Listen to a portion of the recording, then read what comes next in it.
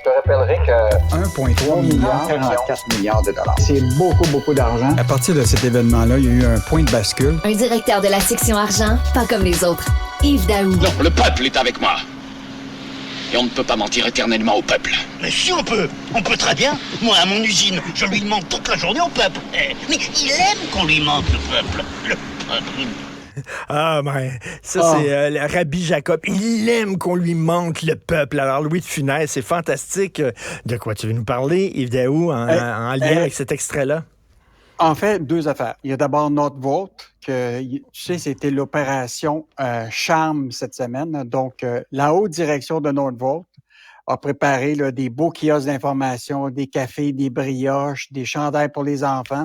Et là, ils ont rencontré les citoyens de Saint-Basile puis de McMasterville.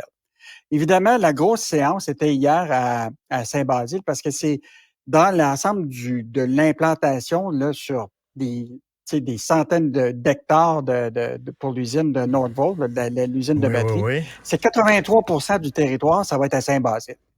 Et donc, ce que je pense que ce qui est important, là, c'est que les gens hier, ils ont dit, c'est beau, là, on voit tout le côté des bonnes choses, mais qu'est-ce qu'on nous cache? Qu'est-ce qu'on ne dit pas? Ben oui. Et je pense que c'est ça l'enjeu aujourd'hui pour ce projet-là, Richard. Personne pense qu'il faut arrêter tous les projets économiques. Mais la question, c'est est-ce qu'on est capable de dire au peuple, c'est quoi le risque qu'on prend, puis comment on va, comment gérer ce risque-là? Et donc, là, on le sait, il y a le risque financier.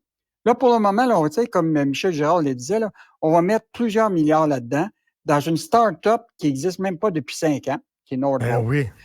On ne sait pas présentement, là, les gars, là-dessus, là, on dit qu'on va au moins mettre autour de 400 à 500 millions en capital action lorsque ça va aller en bourse.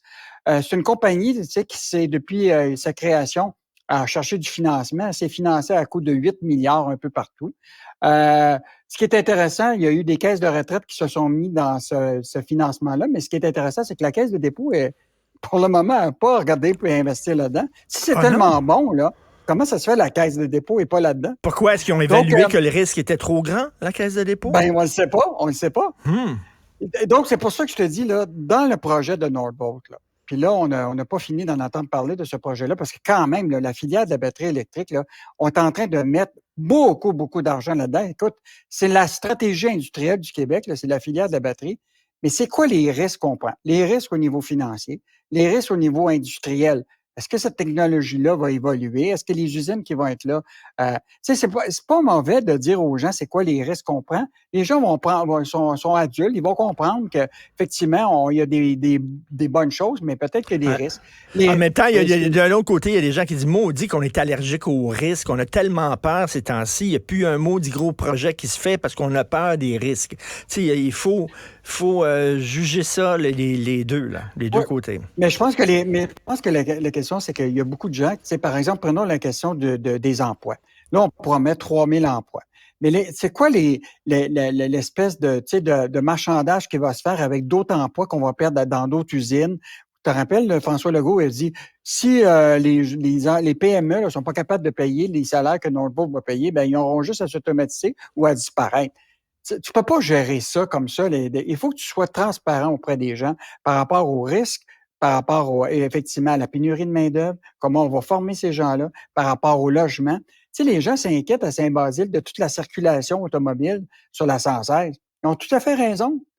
Je pense que l'idée là aujourd'hui, c'est qu'il faut juste être transparent sur les risques. Les gens vont comprendre à un moment qu'il y a des éléments positifs. Voici les risques auxquels on fait face. Puis comment on va les gérer, ces risques-là. Mais tu penses-tu que la compagnie Nordvolt va dire aux gens, hey, vous savez, on est endetté, là, on s'est financé de 8 milliards, on est une start-up, puis le risque financier est grand. Voyons donc.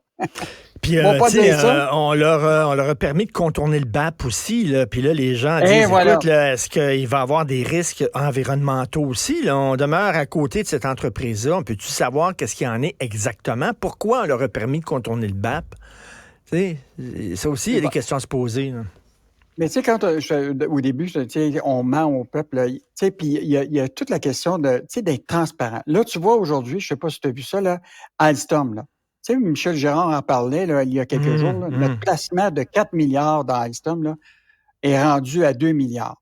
Mais là, hier, imagine-toi, après la chronique de Michel Gérard, qui n'a aucun lien, là, écoute, tout à coup, Alstom, pour lequel on est, avec la caisse, là, on est le plus grand actionnaire, à 18 OK?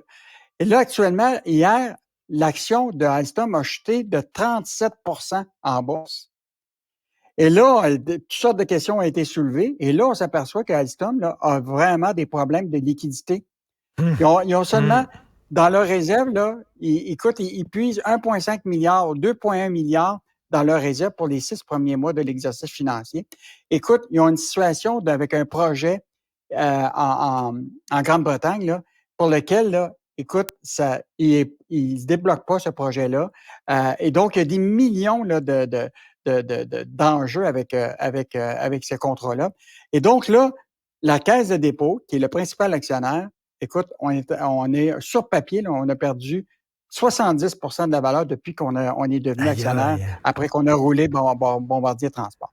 Donc, il y a beaucoup de questions qui vont se poser. C'est certain que le gouvernement, c'est un pari qu'il fait. Si on remporte notre pari, ça risque d'être très, très bon pour le Québec, mais effectivement, c'est un pari. Puis là, justement, le gouvernement doit dire, est-ce que le jeu en vaut la chandelle? Est-ce que, oui, le risque est trop gros ou c'est correct? T'sais, on va-tu jouer au casino avec l'argent du monde, là?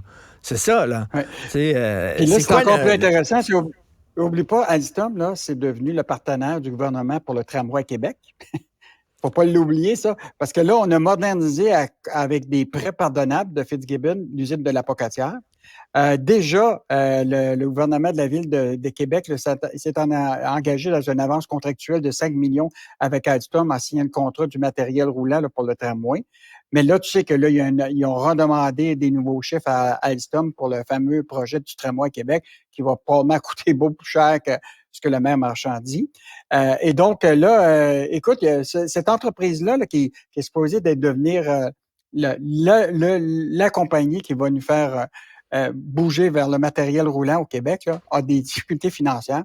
Et donc, je pense que ça vaudrait la peine que la Caisse de dépôt puisse mettre à jour, en tout cas, ce qu'ils vont faire par rapport à notre investissement dans Tout à fait. Et écoute, rapidement, stabilisation des prix, les géants de l'épicerie promettent des rabais aux Canadiens. Hey, écoute, le ministre Champagne là, qui est sorti hier, là, il semble qu'il a vu toutes les circulaires. Imagine-toi, tu penses que le ministre Champagne a regardé les circulaires d'épicerie, toi? Puis là, il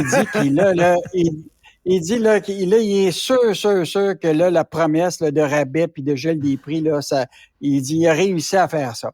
Mais la réalité, là, comme le dit Sylvain Charlebois, il prend le crédit pour quelque chose que toutes les compagnies d'épicerie font normalement à cette période des fêtes. Donc, la circulaire, elle sort le jeudi. Les gels des prix, ils font toujours un gel des prix en novembre et février, puis ils montent les prix en mars, comprends-tu, où ils ont augmenté avant. Fait que, ils portent des crédits pour des affaires pour lesquelles la pratique commerciale des épiceries existe déjà. Et je te rappellerai, tu sais, que tu te rappelles quand il y a eu la période de la pandémie où Loblaw avait fait un gel de produits sur 1500 produits. Il avait dit, là, gel des prix pendant cette période-là, je veux aider les gens à l'inflation pendant 3 mois. Il y avait des gens qui avaient surveillé ça. 3 mois plus tard, ils avaient remonté les prix. Ah oui. OK. Donc, la réalité, là, c'est que les épiciers, actuellement, ont des pratiques commerciales, puis l'impact que va avoir le ministre Champagne sur faire en sorte de stabiliser les prix de l'alimentation, là, moi, je crois pas vraiment. Et je pense qu'il faudrait qu'il y ait une certaine modestie du ministre Champagne sur les possibilités qu'il puisse changer la question de l'inflation alimentaire. C'est ça, comme s'il peut dire aux grandes chaînes, aux grandes épiceries, vous allez maintenant faire ci, vous allez faire ça. Et ce sont des entreprises privées. Ils vont dire, nous autres, on a le droit de fixer le prix qu'on veut fixer, voyons donc. Là. Donc, ou alors, comme tu dis, ils vont baisser pendant une couple de semaines, histoire de calmer le ministre, puis après ça, ils vont le remonter. Merci beaucoup, Yves Daou. On se reparle lundi, mardi. Bon week-end. Avis à la gauche.